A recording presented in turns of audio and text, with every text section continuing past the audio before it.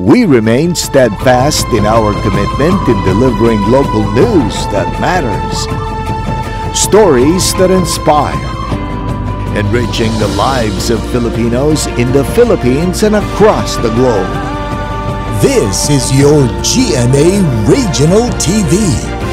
Buong puso para sa Pilipino. Kini ang mga dagkong balita karong Martes. Mga ekipo sa Pag-asa Mactan na igo sa kilat. Pag-ayom-ayom sa SRP Tunnel sugda na. Halapad nga pagbaha na sinati sa tulog ka mga barangay sa Mandaue. Og sawa og Philippine monkey na rescue.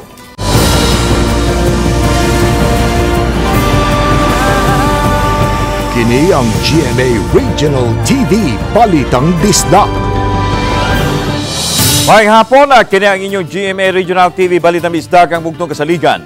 Kasandigan o kadang fans sa mga Bisaya nga maghatod sa labing dako og mga nagunang balita nga mahinungdanon sa Central ug Eastern Visayas ug live dinhi sa GMA Complex sa Dakbayan sa Sugbo. Ako si Alan Domingo. Mga kahimanan sa Pag-asa Mactan, lakip sa naigo sa kilat dihang nasinati ang severe thunderstorm pasado alas 8 Domingos gabi sa Metro Cebu. Samtang tungod sa presensya sa low pressure area nga nakaroon sulod sa Philippine Area of Responsibility. Ang Kabisayan makasinati og kusog nga mga pag-uwan sugod ugma o baka sa Huwebes. Si Luan Mirondina sa report. Usa kining dipole antenna sa Pag-asa Visayas sa naputol dihang naigo sa kilat ang buhatan sa Pag-asa Mactan Domingo sa gabii. Gawas ni ini, apektado usab ang ilang land switch, workstations, radar, upper air sounding equipment o guban pang kahimanan sa Pag-asa Visayas. Padayon ang gihimong assessment sa Pag-asa kung unsa kadako ang kadaot nga namugna sa maong kilat. Kinina ang ikaduhang higayon nga naigo sa kilat ang Pag-asa Visayas. Unang higayon nahitabo niadtong Agosto 2013. Siguro sa location din elevated ang among lugar. And then may mga tall buildings sa kaning tower sa radar. So dali nga makadakop og kining lightning strike. Ang kuryente sa gikan sa thunderstorm murag na sa amuang base among assessment diri nalatay sa mga communication facilities. Hinuon matod sa Pag-asa, padayon gihapong makahatod og labing awahing kasayuran sa dagan sa panahon ang Pag-asa Visayas kay anaaman sila'y mga workstations nga backup sama sa Pag-asa Albuquerque, Bohol. So naagyapon tay rainfall advisory, naagyapon tay mga thunderstorm advisory ug naa mga heavy rainfall makahatag po tag information. And the local forecast for 24-hour weather forecast at kining 5-day forecast nato makahatag lang gyapon ta. Matod ni Engineer Al Kiblat, pangu sa Visayas Pag-asa Regional Services Division nga ang nasinating kusog nga pag-uwan niadtong Domingo sa gabii sa Metro Cebu usa ka severe thunderstorm. Sulod sa duha ka oras nga pagbunok sa uwan, gikan sa alas 8:40 ngadto sa alas 10:40 sa gabii niadtong Domingo, natala sa Pag-asa ang 62.3 mm kon 311,500 ka mga baril sa tubig matag square kilometer ang nabubo nga uwan sa Metro Cebu, ilabi na sa Lapu-Lapu, hinungdan sa mga nasinating pagbaha. Samtang niabot sa 74.3 mm ang nabubo nga uwan sa Metro Cebu sukad sa alas 8 sa buntag niadtong Domingo hangtod sa alas 8 sa buntag kagahapon. Sa bigas bahin, padayon karong gi-monitor sa Pag-asa ang low pressure area nga naumol alas 8 kagahapon sa buntag ug katapusan kining nasigpatan 310 kilometers east-northeast of Davao City. Apan matod sa Pag-asa, sa pagkaron menos pa ang tsansa nga mamahimo kining usa ka bagyo. Karong adlaw, posibleng masinati ang igo-igo ngadto sa kusog nga pag-uwan sa Eastern Samar, Southern Leyte, Surigao del Norte ug Dinagat Islands. Samtang ugma ang Eastern Visayas, Central Visayas, Albay, Sorsogon, Masbate, Camiguin, Agusan del Norte, Surigao del Norte ug Dinagat Islands ang makasinati ug igo-igo ngadto sa kusog nga mga pag-uwan. Uban ni Godfrey Rilien, Luan Mirondina, Balitang Bisdak.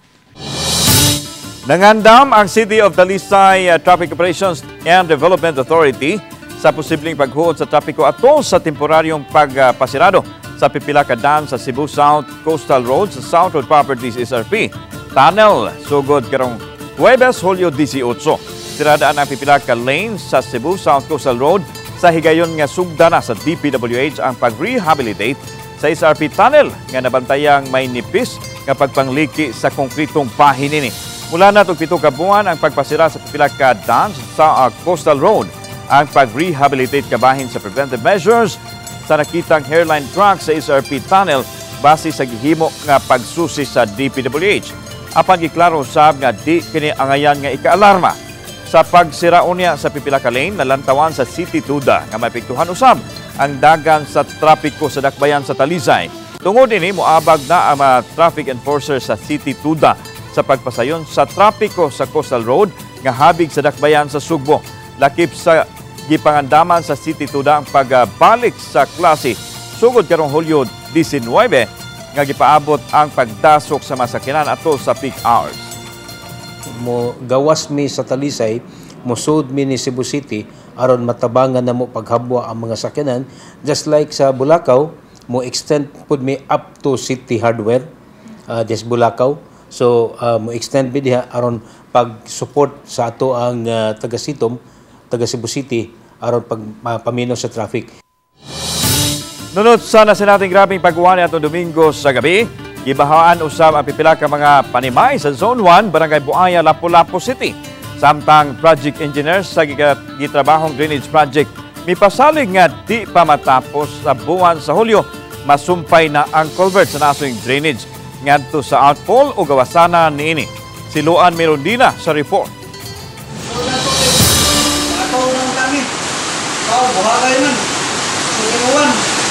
Nanawag sa nagpipiol, kung ito na wala makapuloy kung dahil dalain, kaya ito na makadayag, nakaroon, baong na niron.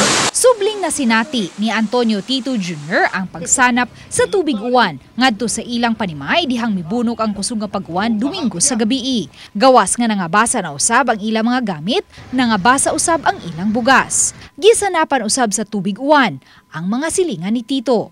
Busa panawagan nila nga madali na unta ang pagtrabaho sa drainage system sa ilang dapit. Kaganihang buntag, gibalikan sa RTV Balitang Bisdak ang gitrabahong drainage system ug among naabtan nga gisugda na pagkaut ang junction paingon sa outfall sa tubig. Matod ni Engineer Alvin Cabalhog, project engineer, nga tuyo nilang gikaut ang dapit aron masuta ang pasangil kung gialihan ba sa usa ka pribadong establishmento ang outfall. Matanaw na namo kung ali ba gyud o sira kay sa taga city engineer sa Lapu-Lapu ila ning pasiritan og tubig kung hugaw ba ni siya unsa kay makita na nato dito ug namo gawas dito. Masulbad gyud kung sa tubig dito nasira ba ruwa. Ang bagong culvert nga gibutang sa gitrabahong drainage system may sukod nga 48 inches. Apan ang culvert paingon sa outfall nagsukod lang og 24 inches. Sa di pa na mo i-final, limpyuhan ni dire sa taga city para ang kaning mga ilang giingon nga na tungkol sa kadugay napunan na silted na siya na mga yuta. Pagawas na yung tubig pero di pa gina siya sure nga sa kadaghan nga tubig makaya ni diya tanan sa kana lang full sa kagamay niya. Base sa nalatid sa naasoy proyekto, karong Agosto 31 mahuman ang pagtrabaho sa drainage system sa dapit. Apan gipasalig sa project engineer nga sa di pa matapos ang buwan sa Hulyo, madugtong na ang ilang gibutang nga culvert ngadto sa outfall. Ang dugay-dugay ra kana na PCCP kay sige mag-uwan sad. Pero ang kaning culvert kani kamutan gina namo nga masumpay gini para makalapos sa tubig. Uban ni Godfrey Rilien, Luan Mirondina, Balitang Bisdak.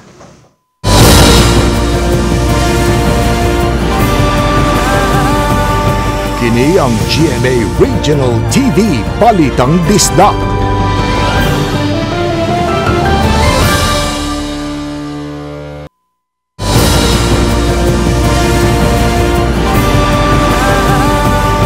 Kini ang GMA Regional TV Balitang Bisdak.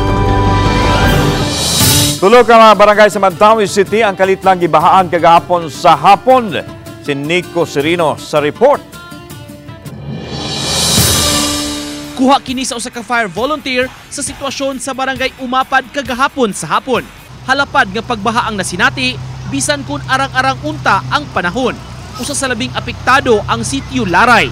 Sa laing video nga na-post sa social media o gipakita sa City Hall sa ilang press conference, makita ang kakusog sa bulog sa tubig. Gawas sa barangay Umapad, lakip sa apektado ang barangay Paknaan ug Ibabaw Estancia. Mi-overflow ang Butuanon River human sa pipila ka oras nga kusog nga uwan sa bukirang parte sa Cebu City. Wala ba mag-uwan, sir? Ang sa bukid to ba? Oo nya, kanang gika ba to sa eskwela ni? Kalit lang, mga media oras. Galiog. Gipabakwit sa eskwelahan sa Umapad ang mga apektado.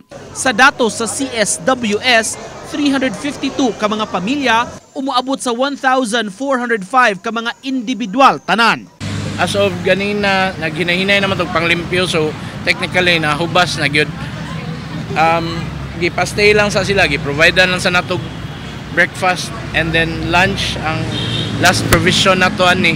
Nakahatag po ta og disaster kits nga naisulod nga banig, malong and mga garments o ang ato ang mga hygiene kits. Kaganihang buntag gipangunayan ni Mayor Jonas Cortez ang pag-inspeksyon sa dapit. Gitanaw ang waterway o gituki ang mga rekomendasyon aron masulbad ang problema sa baha. Usa sa nakitang posibleng hinungdan ang pagtambak sa parte sa sapa alang sa himuon nga slope protection. Nigamay kuno ang agianan sa tubig apan temporaryo ra kini kay angayang ikonsidera ang long-term nga katuyuan. Nigamay ang kuan pero ang intention ani nga project ang katong slope protection. Once mahuman ang slope protection, makuha na siya lig-on na ato instead of magsige na lang nag-erode mo niya mabutangan na siya murag mga concrete structures nga dili mo overflow. Gi-highlight usab ang importansya sa maayo nga koordinasyon sa Mandaue City ug Cebu City kay parehong sa duha ka dakbayan mitadlas ang sapa. Importansya sa pag-coordinate sa atong silingan nga atong i-pursue ang atong beyond borders. Kay that is exactly the essence. Uban ni Godfrey Relien, Nico Sereno, Balitang Bisdak. Ulikam ang pagpangawat sulod sa usa ka internet shop sa Dan San Siangco, Barangay Camagayan, siyudad sa Sugbo. Ang ikawatan kaganinang kadlawon sa kuha sa CCTV. Yan ra kayong nangibot sa wire sa CPU sa computer ang usa ka lalaki nga kalma ra sab kaayo nga mura taga internet shop ra. Yalsa niya ang CPU nga nagkantidad og 42,000 pesos o gidala sa gawas diin na agian ini ang lalaki ug babae nga naglingkod sa hagdanan. Trabahante sa internet shop ang galingkod sa hagdanan o nakabantay sa lalaki nga nagbit-bit sa CPU ang sa ilang computer apan dawa sa iyang hunahuna sa silugdanan nga kawatan na ba di itong nigawas. Dahang iyang gipangutan ang iyang mga kauban sa sulod na sayran nga dili nila kauban ang mga lalaki nga nikuha sa CPU ug dali nilang giampas apan nakasibat na. Ang Parehan Police Station sa ilang pahin nihimo nag follow-up operation kalabot sa maong insidente. Gisusi sa mga opisyales sa DepEd Mandaue City ang sitwasyon sa eskwelahan sa Paknaan. Tuyo nilang gibisita kahapon ang Paknaan High School ug sa mga gikonsiderang congested nga tunghaan syudad. Sa natapos sa school year, adunay 2,400 students sa eskwelahan sa 16 ka mga classrooms nga gigamit sa maong nag-shifting na lang. Usa sa solusyon ang pagtukod og laing high school building sa laing dapit aron maluag-luagan ang kasamtangang eskwelahan. Adunay laing site nakita nga naaprubahan usab sa DepEd tukuran sa bag-ong Paknaan High School. Kani Barangay Kagawad sa Barangay Tagahimid sa Dakbayan sa Naga, Cebu, gitanggong human gireklamong nanagmal. Mismo ang iyang anak nga iski chairman sa ilahang barangay maoy nipadakop sa kanhi opisyal sa barangay. Matod sa City of Naga Police nga nadawat nilang alarma pasado alas 6 niadtong Domingos gabi. Ging hubog nga miabot sa kalihukan sa iyang anak ang 44 anyos nga kanhi konsel sa barangay. Gipasangilan kini nagsamok-samok sa liga nga gipasugdahan sa mga iski official. Gipugnan ini sa 22 anyos nga anak apan matod pa gikulata na hinuon ang anak. Hinungdan daling nanawag sa kapulisan o gipadakop yun ang amahan. Matod pa ikaduhang higayonan kining na ginagmalan sa amahan ang iyang anak. Kasong alarm and scandal o slight physical injuries ang napasaka ang kaso patok sa kanhi Barangay Kagawad.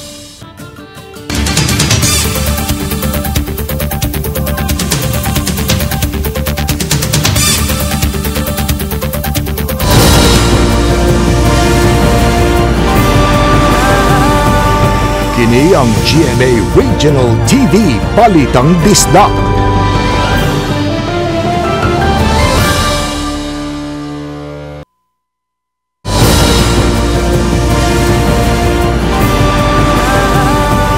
Kini ang GMA Regional TV Balitang Disdak. Nasulod ra sa 400-meter standard size ang kinatibukang track oval sa Cebu City Sports Center. Apan dunay lining discrepancies din nagkuwang ginagmay ang sukod sa 8 ka mga lane sa oval. Samtang gihulagway sa tagdumala sa panahong pambansa nga nagbalampuson ra ang kinatibukang kalihukan sa gipahigayon sa Dakbayan sa Subo. Sa nato ang detalye pinaagi nining report. Mihatag og katinawan ang Department of Education o ang Cebu City Sports Commission sa kontrobersyal nga sukod sa track oval nga nahasulod pa kini sa 400-meter standard size base usab sa resulta sa pagsukod sa gitahasan nga third-party surveyor. Hinuon na dunay lining discrepancies din nagkuwang lang sa sukod ang 8 ka mga lane sa track oval. Ang lane 1 nga na short og 1.5 meters, ang 2, 3 ug 4 kuwang og 0.79. Ang lane 5 0.76, ang lane 6 adunay 0.75 samtang ang lane 7 0.73 ug ang lane 8 0.96 meters. Miabot sa 0.88 meters ang average nga kuwang sa sukod o 0.22% sa kinatibuk-ang track oval. Gitataw sa mga opisyal nga wa kini negatibong epekto sa integridad sa mga duwa sa palaro. The good news is the 110 meters hurdle record that was set a few days ago is honored because this is part of the straight line, including all the records of the 100 meters. Unfortunately, those beyond 200 meters and further will not be part of the Palaro records. But of course, they still receive their gold, silver, and bronze medals. It is not the track oval that is short or not a standard size. The discrepancy was a result of the lining of the lanes. Because there is a World Athletics manual for technical specifications of measurements, and apparently the specifications was not followed during the lining procedure. So whatever records are broken in the Palarong Pambansa, they are Palarong Pambansa records and not Patafa records or World Athletics records. Sa iyon ini, ipadayag sa Cebu City LGU nga kinahanglang makurhian sa kontraktor ang sipyat sa dili pa bayran sa serbisyo. Wa pa'y pamahayag nga giluwatan ang konduktor mahitungod dinhi. Samtang bisan pa man sa nasugatan nga mga isyu gihulagway sa DepEd nga nagmalampuson ang kalihukan din usa sa gidayeg sa DepEd Central Office ang infirmary o mini hospital nga sundugon usab sa musunod nga mga palaro subang dapit ug ang panag-alayon sa pribadong sektor. That is a good lesson that we learned here, that we want to replicate that in the succeeding Palarong Pambansa. Samtang naigo raw sab ang gigahin nga pondo sa Cebu City LGU alang sa palaro bisan og gilaslasan kini gikan sa 400 million pesos ngadto na lang sa 262 million pesos. So far naigo kay naman may savings. Namin na save and from the medical committee na may savings and dili na to siya magamit. It's considered back to the general fund. Kauban si Clover Lumayag ug Rod Prado, ako si Alan Domingo. Balitang Bisdak.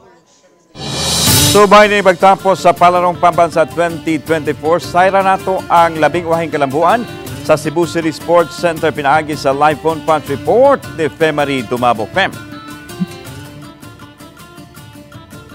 Laan alas 5:10 karong hapon niabot si Vice Presidente o outgoing Deputy Secretary Sara Duterte dinhi sa Cebu City Sports Center aron mangulong sa awarding ceremony ug sa closing program sa 64th Palarong Pambansa.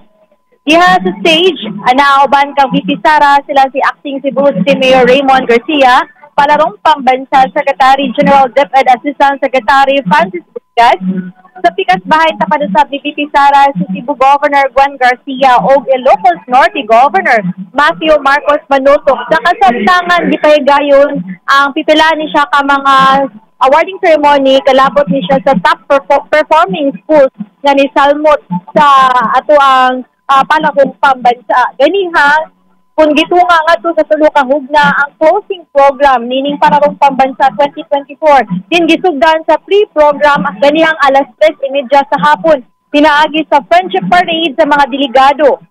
Usab ang awarding sa minor award sama na lang sa best believing quarter, most organized delegation, usab ang most eco-friendly delegation, digital engagement award delegation o pinakamatatag na delegation award. Lakip na usab sa gi-awardan ang pipila ka mga atleta alang sa most bemedaled athlete o most inspiring story sa usa ka atleta rin na naa sa katulong hugna niini katulong nakakuha sa most inspiring story nga atleta mao si Asia Paraasi sa Lapu-Lapu City kisa nakakuha og 2 ka gold medal sa 3,000 meter run ug sa 1,500 meter run. Sa program proper nga mao na karon ang gibuhat, mao na karon ang gihimo plan gihimo sa bang tribute alang sa tanang atleta o sunod sa bang award ceremony alang sa overall champion. Ang top 5 overall medal tally ang makadawat og trophy. Overall champion ng National Capital Region kinsa nakakuha og 98 ka gold medals, 66 ka silver medals og 74 bronze medals. Ikaduha ang Calabarzon kinsa nakakuha og 57 gold medals, 51 silver medals ug 53 bronze medals. Ang Western Visayas ang ikatulungan na ay 56 gold medals, 41 silver medals ug 41 bronze medals. Ikaw pat ang Region 11 o Davao Region nga nakakuha og 32 gold medals, 25 silver medals ug 35 bronze medals. Ikalima ang Central Visayas nga nakadawat sa 29 ka gold medals, 42 ka silver medals ug 39 ka bronze medals. Karon sa totoo himuon ang turnover sa Panarong Pambansa banner gikan sa Cebu City ngadto na sa Ilocos Norte Province. Din mohimo sa acceptance speech si Ilocos Norte Governor Matthew Marcos Manutok. Paabot sa nga mo tampong si Senador Amy Marcos aron usab mukuyog sa iyang anak nga si Ilocos Norte Governor Manutok alang sa pagdawat na sa Panarong Pambansa banner. Samtang karon sa taon sa programa, i-anunsyo kung asa himuon o si kinsa ang muhost sa Panarong Pambansa 2026. Ug ang ikatulong nga hugna sa programa maoy maghatag og dugang excitement ning tuiga nga closing ceremony sa Panarong Pambansa o isip na usab kini stand of ceremony sa tanang mga delegado, mga atleta, ang show of light nga maggamit og innovative 3-dimensional 3D mapping technology o ganang top 20 festivals sa Pasigarbo sa Subo na magpakita sa mga best of Cebu. Sa gilatawan nga kung mapil ba sa pasudayag si Cebu Governor Gwen Garcia.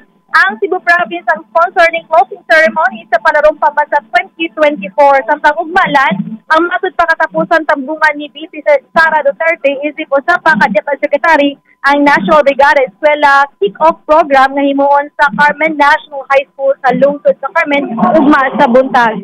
So sa latest na sitwasyon karon dinhi sa Cebu City Sports Center, padayon pa ang pagpanghatag sa pipila ka mga awards ingat ko sa mga eskwelahan. Wala pa gihimo ang alang sa overall champion. Labi na alang sa top 5 sa Panarong Pambansa 2024. Og mo kanay latest din sa Cebu City Sports Center. Okay, daghang salamat Femari Dumabok gikan Cebu City Sports Center.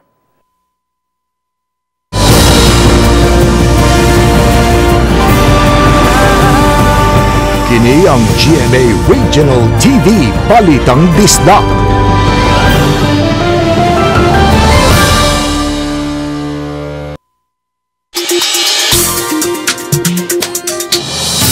Usa ka reticulated python ug usa ka Philippine monkey ang na-rescue sa malaglahing dapit sa Lapu-Lapu City. Una na-rescue sa mga personnel sa Lapu-Lapu City Fire District uban sa mga kawani sa barangay ang Philippine monkey sa Purok Calabasa Barangay Gunob Hulyo 11. Ang naasong Philippine monkey binuhi sa usa ka mulupyo sa dapit apan nakabuhi noon maayo ra kay ang kahimtang nini dihang na-rescue. Samtang ang mga tanod sa Barangay Suba Basbas ang nakarescue nining usa ka sawa nga doon ay gitason nga 3 metros ang naasoing bitin nga mitimbang og 15 kilos na rescue ni adtong Hunyo 12. Ang duha ka mahayop na turnover na sa sentro ngadto sa DENR. Samot mamahimong kabahin sa nagunang leading broadcast network ng GMA Network anay mga bakanting trabaho alang kaninyo.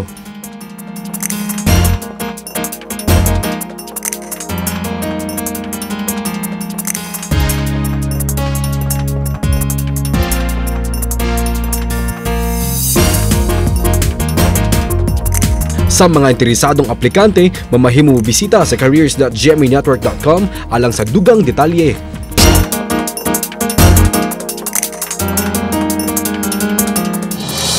Duha ka mga batanong buksidor nga taga Dakbayan sa Talisay ang nakasakmit og medalya sa Palarong Pambansa 2024. Si AG Basalo nisakmit sa gold medal sa light bantamweight junior boys category.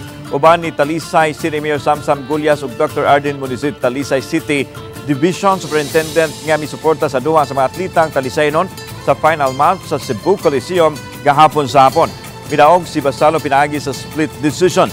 Samtang silver medal usab ang natampo ni Justin Traso alang sa youth boys bantamweight category. Nakadaig ang mayor sa gipakitang kaisog sa duha ka mga tinun-ang atleta nga mitapos silang boxing match. Usa sa mga programa karon sa Dakbayan sa Talisay mao ang pagpalambo sa paugna sa kusog sa sayong pangidaron. Gani, bag-o lang natapos ang libre nga summer workshop sa kabataan nga naglakip sa boxing. Inspirasyon ang matud pa ning usa ka PWD coach sa Palarong Pambansa sa sports nga table tennis. Bisan sa kondisyon, desidido siyang ipadayon ang pagtudlo o pag-train ini sa kabataan sa ilang dapit. Si Nico Sereno sa report. Gikan sa lungsod sa Naga, Zamboanga, Sibugay, moabot sa 17 oras tanan ang biyahe, land trip ug barko sa pamilya nga digamon aron makaabot lang sa Sugbo para sa palaro. Ang 49 anyos nga amahan nga si Emmanuel, iladong coach sa ilang lungsod. Muli makatuig na siya nga naparalisa human maaksidente sa usa ka hanging bridge ug nakaangkon og spinal cord injury. Apan wala panumbalinga ang kondisyon, makapadayon lang sa iyang passion. Sa nakita nako sa sports, pindot yun siya kay gawas nga healthy lifestyle, libre, bawal ang mga dili maayo nga buhat, naadyo ka disiplin sa imong kagalingon. Gikan sa ilang lugar, may unom ka mga atleta sa palaro sa table tennis. Usa niini ang 16 anyos nga anak nga si Ralph nga sa pagduwa ni adtong Biyernes sa mixed doubles secondary naka-bronze medal. Consistent lang jud sa dula. Si Papa sa una katong pa siya discuss siya, literal nga everyday jud among dula jud. So kada tong discussion na siya, wala bitaw kay maka palo-palo sa mo ito, consistency jud. Ang ilang nanay nga school teacher, coach usab. Ang duha ka mga maguwang nga babaeng anak parehong 7 ka higayuna nga nakaduwa sa palaro ug mga scholar sa college tungod sa maong sport. Si Papa namang good permi sa amo ang mo encourage jud nga nga kaya jud namo kay nakita po niya nga na jud potential kinahanglan lang jud og push sa mo. Diri sa Cebu ko pang kanang lisod kay ang biyahe. Pero niyo siya nga moadto jud ko kay mao lagi niya passion niya ang table tennis.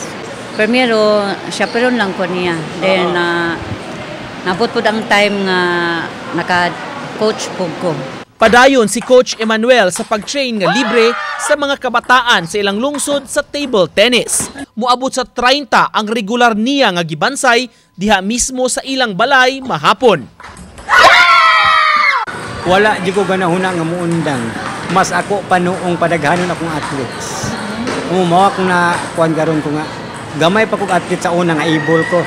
Karon na noon nga naani ko mas didaghan akong athletes. Family affair kung makonsidera para kanila ang table tennis ug way duda nga nahiusa sila pinaagi ni ining sport ug daghan kaayog nakuha niini. Uban ni Cleofer Lumayag, Nico Sereno. Balitang Bisdak.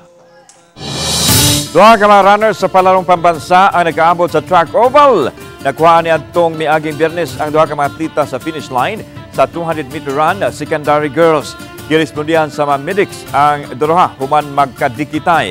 Maupay paghuman nila pa adtos bagdagan. Pero dili ra hinuon serious injury ang ilang naangkon. Matod sa DepEd Regional Director, dili gyud kuno panagbangga ang nahitabo sa duha ka atleta. Nagbangga. Actually, ang ilang concern is about yun nga, na mga concern nga kulang o kuan, kulang o 2 meters or what. Asa dito bangga niya, Dati sa libangga, dili magito bangga. Nag-abot lang. Murag naalay siguro yung gamay kuan, but sometimes kuan magod. Kana bang dako gyud ba.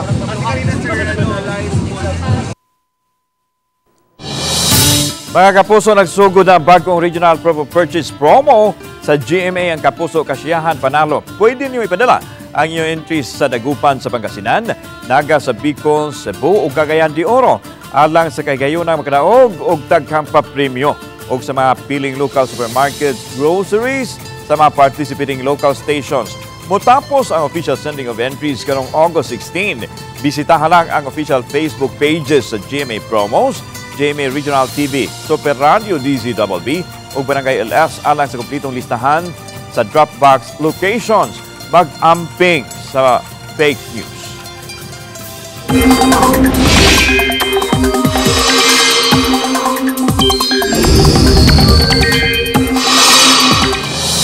Mga kapuso, dili kalimtan nga magdala gihapon og payong kay padayon gihapong masinati ang mauwan nga kahapon na panahon sa pipila ka lugar sa nasod. Usa ka low pressure area ang nasigbatan sa east-northeast sa Davao City. Wa magwagtanga sa pag-asa ang posibilidad nga mamahimong usa ka bagyo ang naumol nga LPA ug tawagon kining bagyong Butchoy. Gawa sa LPA, magpawan usab ang southwest monsoon o hanging habagat sa southern Luzon ug Mindanao. Base sa datos sa Metro Weather, katag-katag ang pag-uwan ang masinati sa dakong bahin sa Central ug Eastern Visayas karong adlaw.